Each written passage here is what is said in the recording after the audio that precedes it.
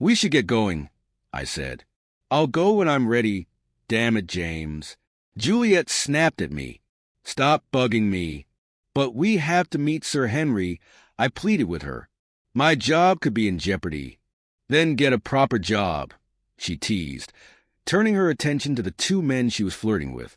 She ignored me, brushing me off, and to my dismay, openly humiliating me. "What a wuss your husband is." I overheard one of them, a big, dark-skinned guy, laugh mockingly. My jaw tightened as I gritted my teeth, forcing myself to swallow the anger boiling inside me. This situation, I hoped, wouldn't last long. Juliet's shrill laughter joined his, a sound that made me wrinkle my nose in distaste. Of course, the man was wrong, very wrong. But now was not the time to risk correcting his assumption. "If you value this job so much, James Fine, we'll go." Juliet finally relented, her voice softening. A small sigh of relief escaped me, though it proved short-lived. Still fuming, I stormed toward the parking lot. Minutes later, I pulled the car up to the club where we had spent the past few hours. Muttering curses under my breath, I noticed the two men had followed her out. They stood by her now, laughing and joking, likely at my expense. Their hands roamed places they shouldn't have, but Juliet didn't seem to care. As I watched the scene unfold, a bitter thought crept in. Why was I so concerned? Was it pride? Or was it the fear of public opinion? What if someone recognized us? I prayed silently that no one would. "I don't think this is a good idea, Juliet," I said as she slid into the car. One of the men, a big, dark-haired guy, followed her, while the other stocky man hurried to the other side. They sandwiched her between them. It was a company car, spacious enough, but their size left no room for comfort. All three were pressed far too close together. "James, go home. And don't race the horses," the stocky man said with a mocking grin, imitating a posh accent. The three of them erupted into laughter as I started the car. Driving through the dense London traffic, I gritted my teeth, my knuckles white on the steering wheel. Their laughter filled the car, each burst like a dagger to my pride. My anger surged as I felt utterly powerless. At one point, a silky bra appeared on my shoulder, tossed from the back seat. I angrily swatted it away, watching as it slid across the rearview mirror and landed on the floor. My patience, thin as it was being tested. By the time I parked the car in the garage and stepped into the house, my frustration had reached its peak.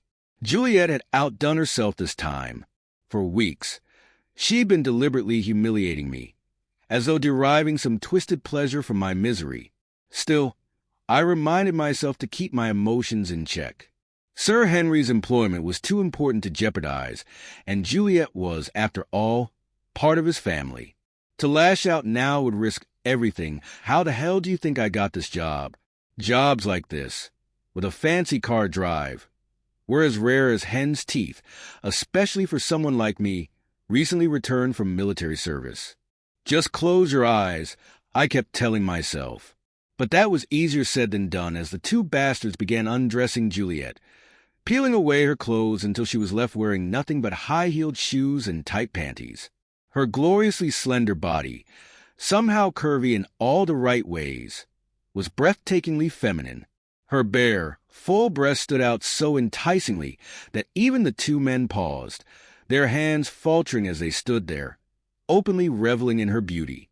"Sit down and watch in peace, James," she grinned at me contemptuously. "Or go away and let the real men please me." Strictly speaking, this was her house.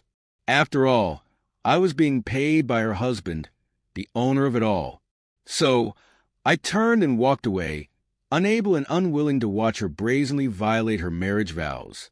"We'll satisfy you much better than your pathetic hubby," one of the men declared loudly. He wanted me to hear him. Juliet twisted the knife further, turning to me with a smirk. "I hope this doesn't take too long," she added, her voice dripping with mockery as I shut the door behind me. My fists clenched in fury as I headed down the hall to the office. "Good evening, James. came a familiar voice. Sir Henry Blackmore greeted me with a smile as I stepped into his luxurious, book-lined study. This room had witnessed countless discussions of world affairs by leaders over the past few centuries, and yet here we stood discussing something far less dignified. "Good evening, sir," I replied with respect, ignoring the heat of anger still burning within me.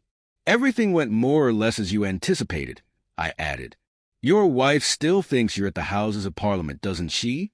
Sir Henry, always careful and composed, nodded. "Mrs. Blackmore still believes I'll be there until late tonight, doesn't she?" "She does, sir," I confirmed. "I persuaded her that you'll wait there until I deliver her to you like any good chauffeur should." Sir Henry laughed softly.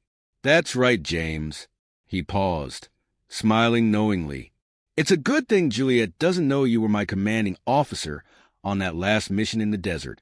And it's an even better thing those two idiots with her don't know what you're capable of." I couldn't help but smile back. "Indeed, sir." He tilted his head thoughtfully. "Are you sure you can handle them, or should I call for backup?" "No problem, sir," I assured him. Despite his age, I knew Sir Henry could handle men like those two without breaking a sweat. But I also knew he trusted me to deal with them. "They won't know what hit them," I added confidently. "I think those three are in for a nasty surprise," Sir Henry said with a chuckle, signaling for me to move. We both headed back, ready to deliver the lesson those two men, and Juliet, would never forget. They thought they were cool, but they were about to get the surprise of a lifetime when they discovered how quickly they had been thrown out, via the back door, naturally, or the service entrance, as it was called in Sir Henry's father's time. It was clear that door had served its purpose well.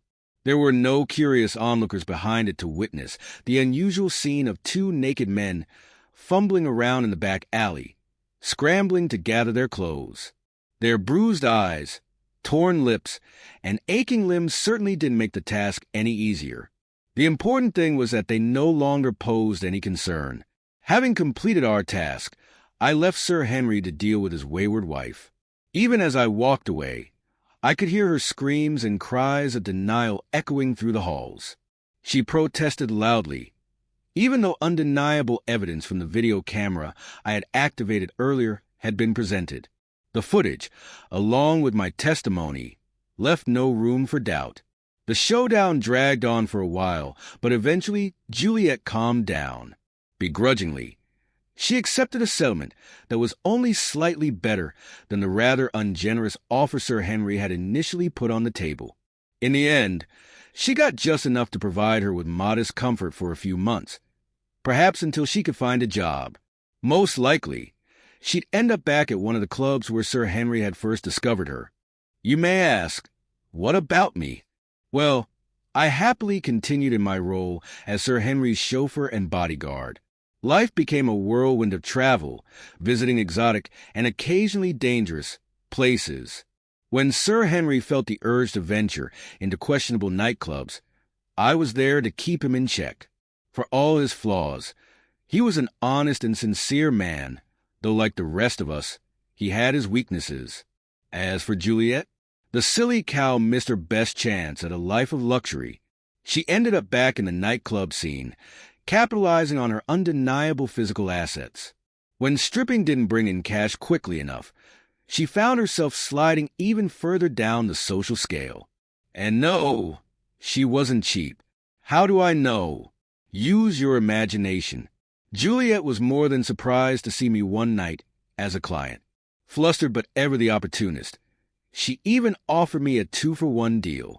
I'm not sure she would have been so generous had she known that Sir Henry reimbursed me later, laughing heartily as he handed over the money.